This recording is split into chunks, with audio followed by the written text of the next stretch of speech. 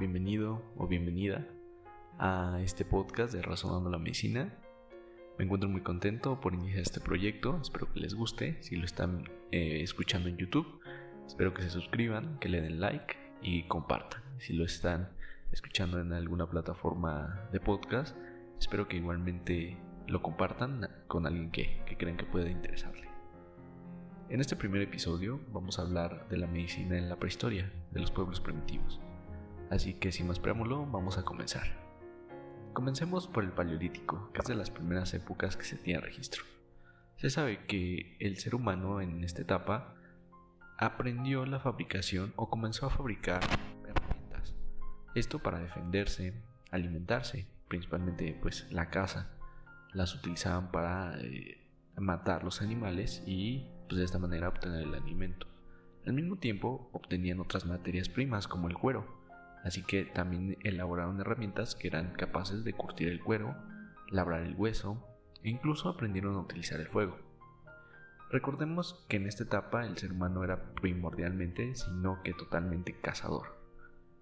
Se sabe que muchos seres vivos trabajan en equipo, tal vez no conscientemente, como las bacterias que llegan a formar colonias, o las plantas, los virus, los hongos.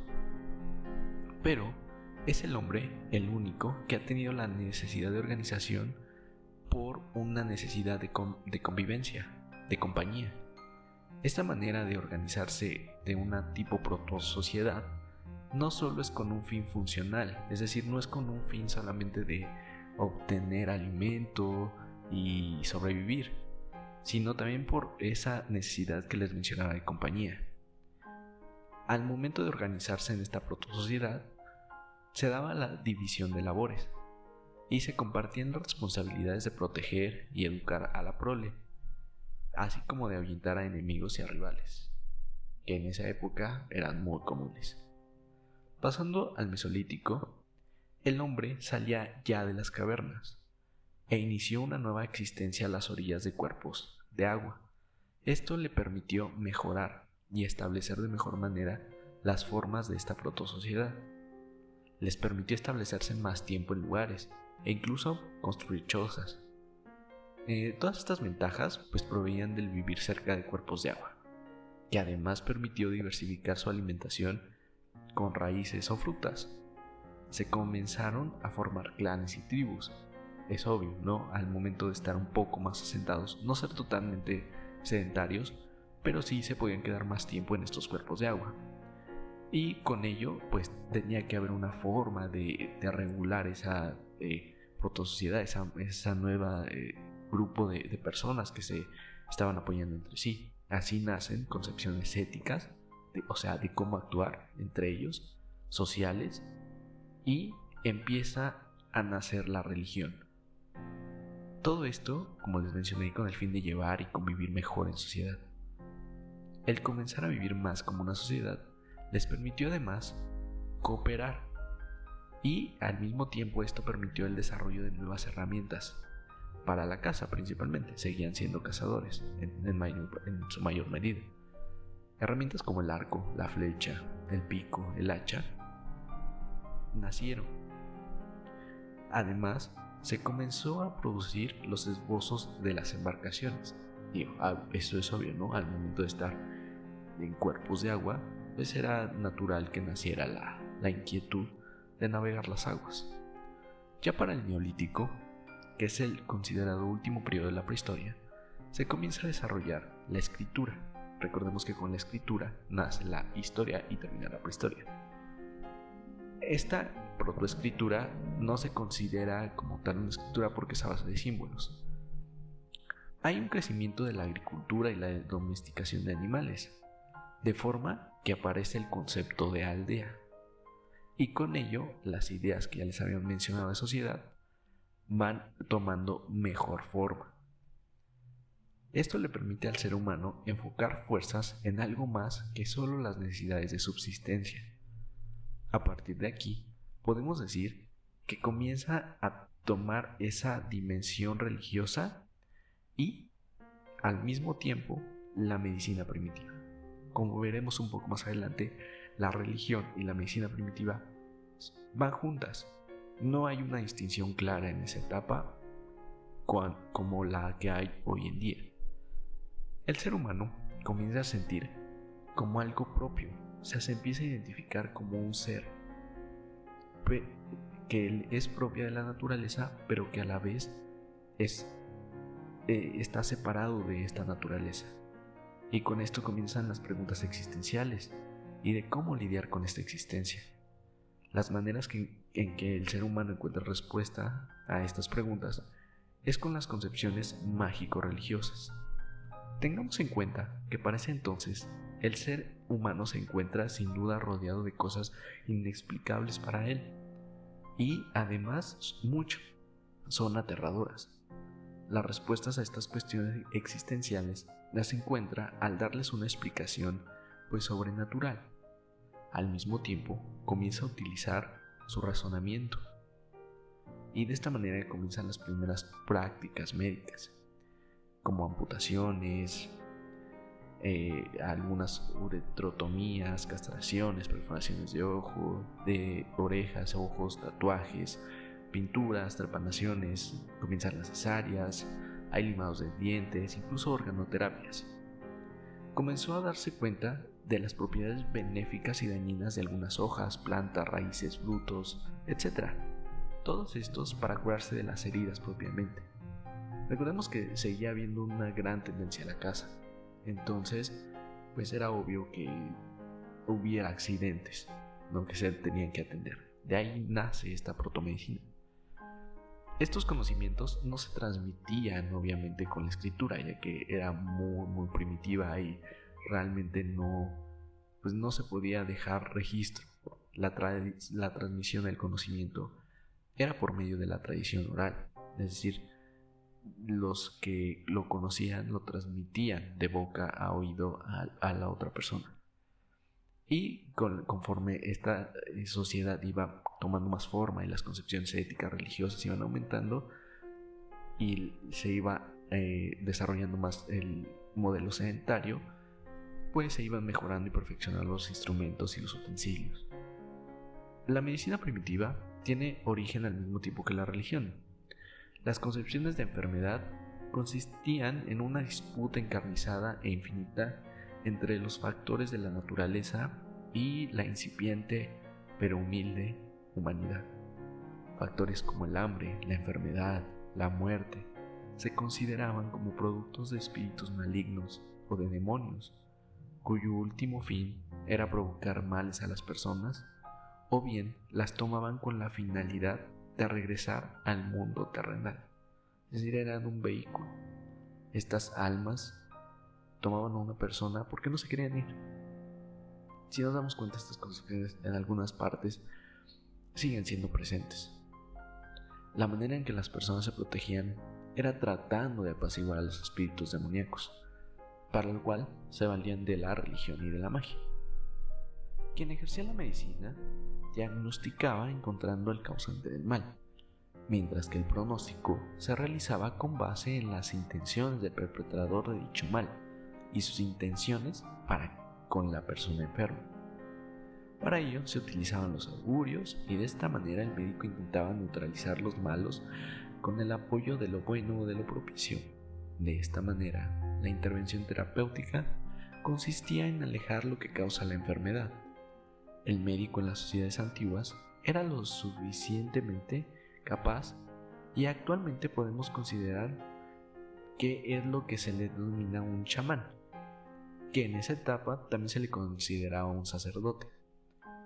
El fuego y el agua también se llegaban a utilizar como medidas terapéuticas. En cuanto a los males menores o comunes, que de esta sociedad ya tenían noción, la explicación que se les daba no era tan esotérica. Simplemente se asociaba a cosas como una mala alimentación, factores ambientales, el desequilibrio de las cosas que había dentro del cuerpo, producto del ajetreo diario del propio vivir, y eran atendidas por la misma persona o por personas de su clan. No era necesariamente que se recurriera al chamán.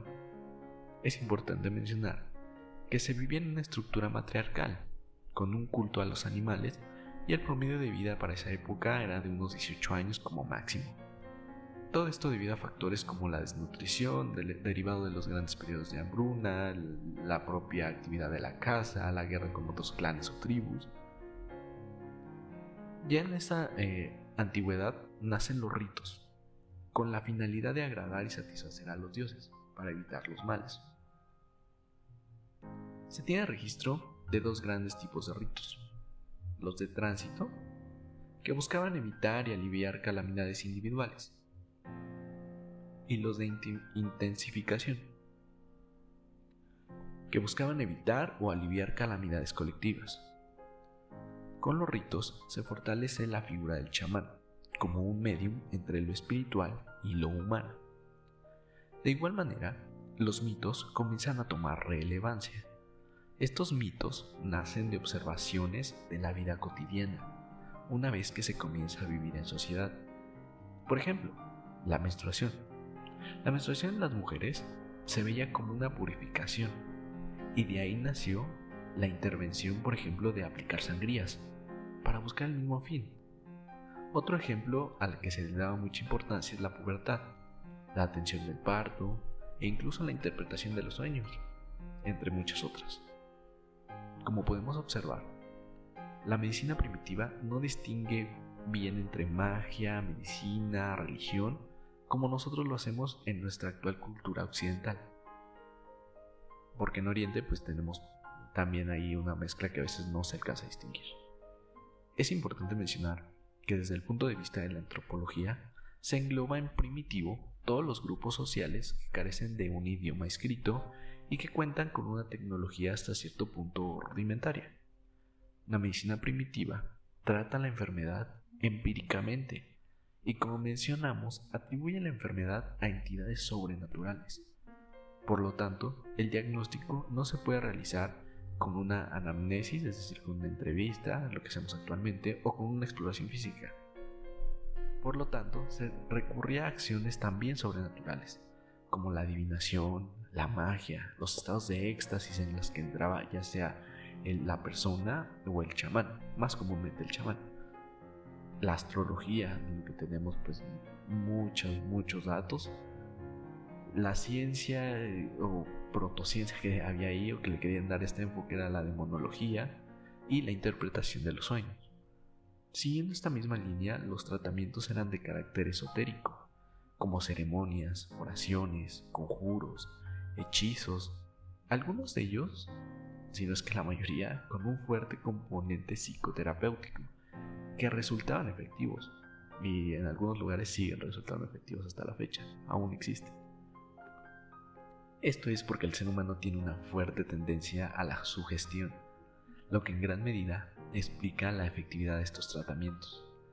También existían tratamientos de carácter más empírico, como los baños, los eméticos, los purgantes, los masajes, las sangrías, las ventosas, las hierbas y la organoterapia con órganos animales.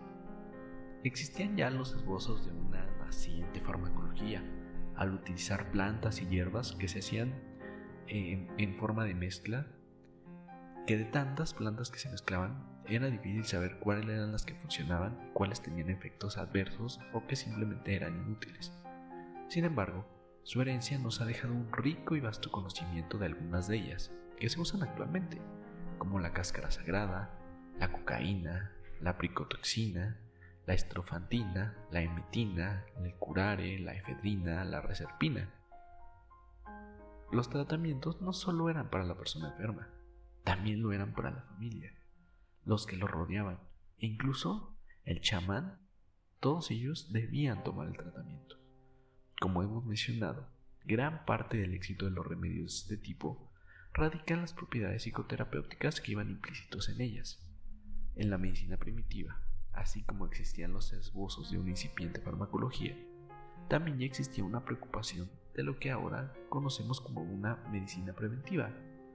Estas prácticas de prevención se valían de algunas preparaciones mágicas y religiosas, como ceremonias, amuletos, baños diaforéticos, la circuncisión, las prohibiciones sexuales, el manejo de los desechos como las heces, pintar la piel de diversos colores, danzas para ahuyentar los espíritus malignos, sustituciones como el vudú que actualmente se conoce, el sacrificio de animales e incluso los sacrificios humanos.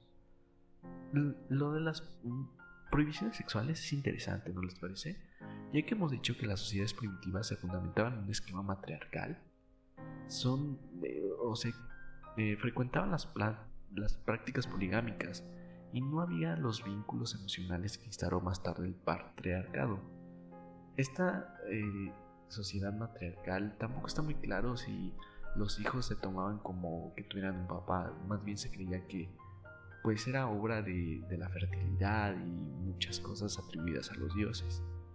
Es hasta que se hace la sociedad más sedentaria cuando al observar el comportamiento de los animales y ver cómo el macho tiene una relevancia en la reproducción, comienza a desarrollarse una sociedad falocéntrica, con el culto a los órganos sexuales, predominantemente al falo, al pene, del macho.